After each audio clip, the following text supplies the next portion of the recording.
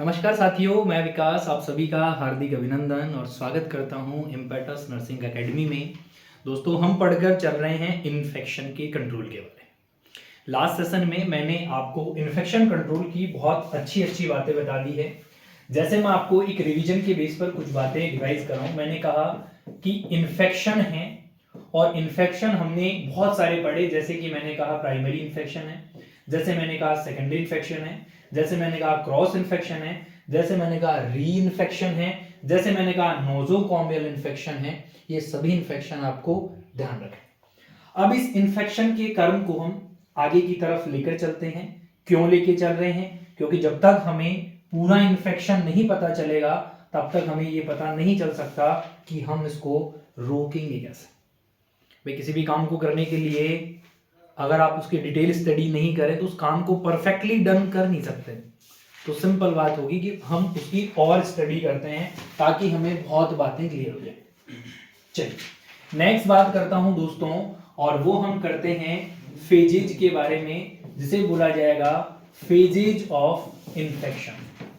Infection की दोस्तों कुछ फेज होती है। क्या होती है? कुछ फेज होती है। बोले तो ऐसा देखा होगा आपने, किसी भी काम को करने की फेज होती है। कैसे? जैसे पढ़ने बैठते हैं तो पहले पेज को पढ़ना पड़ेगा, लास्ट को बाद में ही पढ़ना पड़ेगा। मतलब ये कर्म होना चाहिए। तो इन्फेक्शन भी कुछ ऐसे ही कर्मबद्ध तरीके से आगे बढ़ता है। सबसे पहली जो फेज आती है दोस्तों, उस फेज का नाम होता है इंक्यूबेशन पीरियड। क्या होता है दोस्तों? उस फेज का नाम है इंक्यूबेशन पीरियड। अब देखिएगा, ये बहुत सिंपल डेफिनेशन है, बहुत लोग जानते होंगे शब्द का मतलब भी। इंक्यूबेशन शब्द क्या है और इंक्यूबेशन पीरियड क्या है, बात को समझें। इंक्यूबेशन शब्द का मतलब क्या होता है? कोई भी माइक्रो ऑर्गेनिज्म हो, चाहे कोई भी कॉजेटिव एजेंट हो, इसने क्या करना है? इसने बॉडी में एंट्री करनी है। एंट्री करके क्या करेगा? जवाब होगा मल्टीप्लीकेशन करेगा। मल्टीप्लीकेशन से क्या आएंगे? साइन और सिम्टम्स आएंगे, जिससे कि बाद में हम पता करेंगे डायग्नोसिस करवाकर, और फाइनली हम करते हैं उसका ट्रीटमेंट। इन बातों को फिलहाल ध्यान नहीं रखना, केवल इतना ही ध्यान दें, डिजीज होने के लिए जिम्मेदार है पॉजिटिव ऑर्गेनिज्म। शरीर में गया, मल्टीप्लीकेशन करा, और पहला साइन और सिम्टम्स दोस्तों कौन सा? तो आपका जवाब आएगा कि जो फर्स्ट साइन और सिम्टम्स के अपीयरेंस में, पहले साइन और सिम्टम्स की अपीयरेंस में जो समय लगा, माना कि आज मुझे कोई इंफेक्शन मेरे शरीर में एंट्री करा, अब मुझे 10 दिन बाद में फीवर होना शुरू हुआ, मुझे 10 दिन बाद में बॉडी में पेन होना शुरू हुआ। इसका मतलब पहला साइन और सिम्टम्स आने के बीच में ये जो समय लगा, इस समय को नाम दिया जाता है इंक्यूबेशन पीरियड। क्या नाम दिया जाता है दोस्तों? Incubation period. बोले तो फर्स्ट साइन का अपीयर होना और अपीयर होने में लगे हुए समय को नाम दे देंगे हम इंक्यूबेशन पीरियड। अब कई जगह आपको फर्स्ट साइन सिम्टम्स की जगह ये भी लिखा मिल सकता है कि पहला क्लिनिकल साइन सिम्टम्स। तो इसका मतलब ऐसे नहीं है, बात तो वही है ना। भाई कान इधर से पकड़ लो, चाहे ऐसा हाथ वाथ घुमा के पकड़ लो, पकड़ना कहां नहीं है। तो आप क्या करके रखें? ध्यान कर रख सकते हैं। चलिए नेक्स्ट जानकारी सुने, आगे की तरफ कुछ और इंपॉर्टेंट कहानी मैं बताता हूं। अब इंक्यूबेशन पीरियड में मैं आपको छोटी सी चीज बता रहा हूं, 2-3 डिजीज के इंक्यूबेशन पीरियड बता देता हूं ताकि आपको याद रहे एक छोटा फॉर्मूला भी। क्योंकि अगर आप कंपटीशन की तैयारी कर रहे हैं तो कई बार इंक्यूबेशन पीरियड से रिगार्डिंग क्वेश्चन जरूर पूछता है। जैसे दोस्तों मैं आपको परफेक्ट बताता हूं। माना कि कुछ डिजीज होती है जिनका 1 से 7 दिन इंक्यूबेशन पीरियड है, कुछ डिजीज है जिनका 7 से 14 दिन इंक्यूबेशन पीरियड है, और कुछ डिजीज है दोस्तों जिनका 14 से 21 दिन इंक्यूबेशन पीरियड है। क्यों बता रहा हूं? केवल आपको याद कराने के लिए, और अगर याद हो जाए, हमेशा रह जाए, तो बताओ कितना बढ़िया होगा। अब देखो 7 दिन की अंदर जो डिजीज होती है उसके लिए भी मैंने एक ट्रिक तैयार करी है। वो ट्रिक शायद आपको काम में आए। कि एक व्यक्ति है जिसने क्या कर ली दोस्तों, एमएससी कर ली। और एमएससी किस में करी है, वैसे तो एमएससी बहुत सारे सब्जेक्ट में होती है, पर हम उसको वहां पर एमएससी करवा रहे हैं किसमें, सीडीएस में। अब ट्रिक को ध्यान से समझिएगा, एम लिखना है, एस लिखना है, सी लिखना है, इसके बाद में क्या लिखना है दोस्तों, आई और एन को साथ में लिखूंगा, बता दूंगा अभी क्यों। उसके बाद सी, डी और एस, बोले तो सारे नाम आ गए। अब हर डिजीज को आप समझ सकते हैं। पहली जो बीमारी है दोस्तों उसे हम बोलते हैं मेनिंजोसिकल या मेनिंजोकोकल, क्या बोला जाएगा दोस्तों, मेनिंजोकोकल के नाम से जाना जाएगा। दूसरी डिजीज है उसे हम कहते हैं दोस्तों स्वाइन फ्लू, क्या नाम दिया जाएगा उसको, तो आपका जवाब आएगा कि उसे नाम दिया जाने वाला है स्वाइन फ्लू। तीसरी जो होती है उसे बोला जाता है दोस्तों क्या, तो आपका जवाब होगा कॉलेरा। IN का मतलब होने वाला है दोस्तों आपका इन्फ्लुएंजा। नेक्स्ट सी का मतलब यहां पर आपका होने वाला है दोस्तों जिसे हम नाम देने वाले हैं चिकनगुनिया। डी और डी का मतलब यहां पर दोस्तों होने वाला है आपका डिफ्थीरिया। और लास्ट में जो है आपका एस का मतलब है दोस्तों सारस, सीवियर एक्यूट रेस्पिरेटरी सिंड्रोम। बात समझ में आ गई। तो एक छोटी ट्रिक और कुछ बीमारियां जिनका इंक्यूबेशन पीरियड 1 से 7 दिन हो सकता है वो आपने याद कर लिया। ऐसे ही आपको 7 से 14 दिन वाले इंक्यूबेशन पीरियड को भी याद कराने की कोशिश करता हूं। जैसे दोस्तों आपको ध्यान रखना है SSP, क्या है दोस्तों, SSPM। एक छोटी ट्रिक है, छोटा सा नाम बताना चाहता हूं, उसे याद कर सकते हैं। जैसे क्या हो सकता है, अरे SSP नहीं होगा, आपको ध्यान दें SPPM से याद करें तो ज्यादा बेहतर होगा।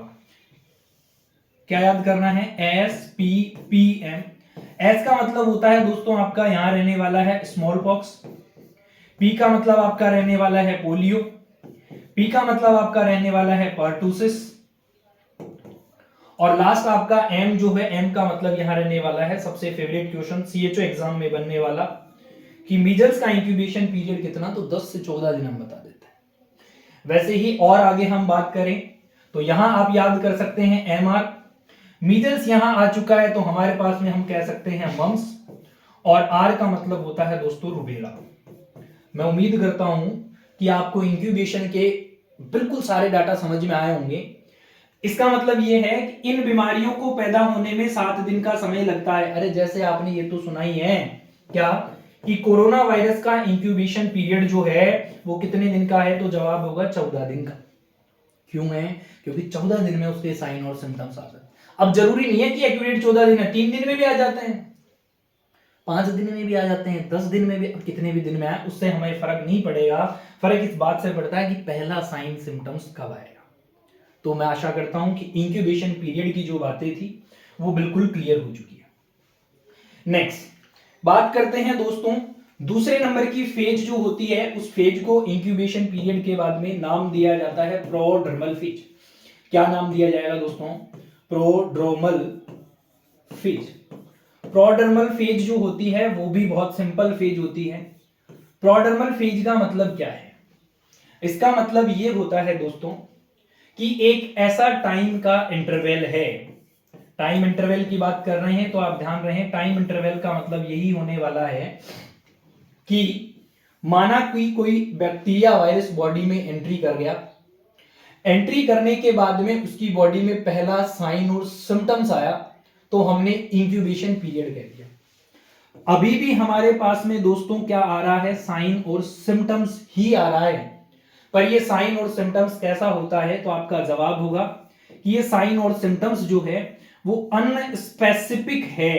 क्या है दोस्तों, अनस्पेसिफिक साइन सिम्टम्स हैं। बोले तो इस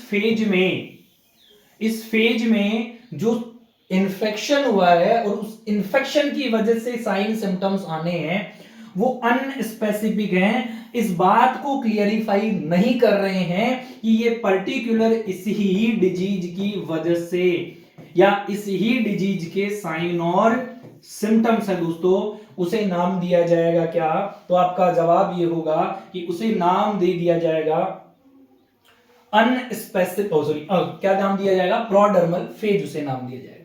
क्लियर बात है यहां तक। चलिए अब देखो शुरुआती फेज में अनस्पेसिफिक होते हैं, कई किताबों में ऐसा भी लिखा है प्रोडर्मल फेज को कि ऐसे साइन और सिम्टम्स जो अनस्पेसिफिक से, क्या लिख दिया भैया,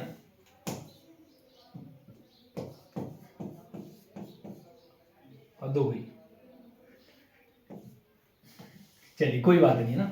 तो ध्यान दीजिएगा, अनस्पेसिफिक की जब आपसे बात करी जाए, स्पेसिफिक, ठीक है, तो आपको ध्यान देकर चलना है कि अनस्पेसिफिक से स्पेसिफिक की तरफ क्या करते हैं, मूव करते हैं। चलिएगा, नेक्स्ट आपसे बात करते हैं थर्ड फेज की, और थर्ड वाली जो फेज होती है उसे हम क्या कहने वाले हैं, उस पर फोकस करिएगा। थर्ड फेज होती है दोस्तों जिसे हम नाम दे सकते हैं इलनेस फेज। क्या नाम दे सकते हैं, जिसे हम नाम दे सकते हैं इलनेस फेज। इलनेस फेज के अंदर क्या होने वाला है, यहां व्यक्ति में साइन और सिम्टम्स भी आ चुके हैं। और साइन और सिम्टम्स कैसे आ चुके हैं दोस्तों, तो आपका जवाब ये होगा कि यहां पर स्पेसिफिक साइन और सिम्टम्स आने का जो टाइम इंटरवल है, और इस दौरान जो समय लग चुका है, जो टाइम इंटरवल, जो ड्यूरेशन है, क्या स्पेसिफिक साइन सिम्टम्स आने का, उसे नाम दिया जाता है इलनेस फेज। बोले तो व्यक्ति क्या हो चुका है, इल, बोले तो बीमार, और बीमारी ऐसे हम कह रहे हैं कि इस व्यक्ति के डेफिनेट जो 100% इस डिजीज के साइन सिम्टम्स हैं वो अपीयर होना शुरू हो गए। तो वो वाली फेज होती है दोस्तों इलनेस फेज। नेक्स्ट जो फेज होती है उसे बोला जाता है डिक्लाइन फेज। क्या बोला जाता है, डिक्लाइन फेज। डिक्लाइन फेज तो शब्द से ही समझ में आ रही है कि व्यक्ति के साइन और सिम्टम्स जो हैं वो क्या होना शुरू हो गए हैं। तो जवाब ये होगा सिंपल सा कि डिक्लाइन फेज में जो साइन है और जो सिम्टम्स हैं, वो साइन और सिम्टम्स का अपीयर होना कम हो चुका है। बोले तो साइन सिम्टम्स क्या हो चुके हैं दोस्तों, डिक्रीज होना, हेल्थ की कंडीशन इंप्रूव होना शुरू हो चुकी है। और फाइनल फेज जो होती है दोस्तों उसे नाम दिया जाता है रिकवरी फेज।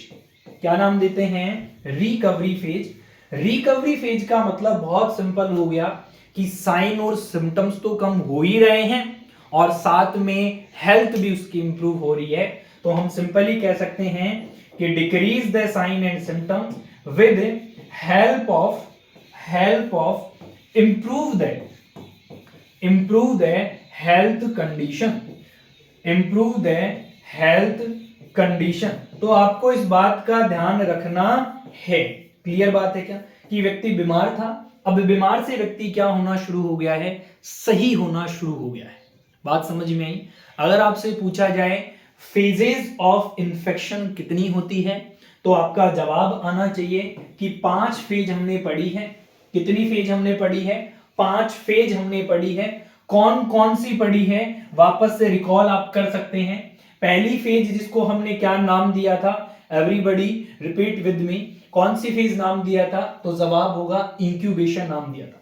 चलिएगा सभी फेजेस के बारे में एक बार लिख देते हैं हम। कितनी फेज है, 5। पहली फेज कौन सी है, तो जवाब होगा कि उसे बोला जाएगा इंक्यूबेशन पीरियड। दूसरी फेज कौन सी है, तो बोला जाएगा प्रोडर्मल फेज। तीसरी फेज जो है उसे बोला जाएगा दोस्तों आपका इलनेस फेज। चौथी फेज जो है उसे बोला जाएगा डिक्लाइन फेज, और 5वीं फेज जो है उसे बोला जाएगा दोस्तों रिकवरी फेज।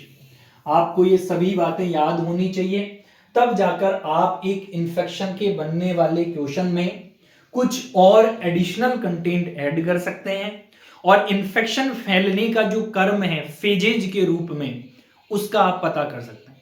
इस सेशन में इतना ही। नेक्स्ट सेशन में मैं आपको बताऊंगा कि इन्फेक्शन का साइकिल कैसे फैलता है, या इन्फेक्शन साइकिल क्या होता है, उसके बारे में चर्चा करेंगे दोस्तों। उम्मीद है मुझे आप समझ पाए हैं, और अगर समझ पाए हैं, कुछ भी नया लर्न करा है, तो अपने दोस्तों को बुलाएं, अपने दोस्तों को जोड़ें, क्योंकि हम आप लोगों के लिए लेकर आ रहे हैं बहुत बेहतर अपॉर्चुनिटी। आप लोगों को फ्री में टेस्ट सीरीज दी जाएंगी और बहुत सारे ऐसे यूनिक वीडियो दिए जाएंगे जिसमें आपको बहुत कंफ्यूजन है।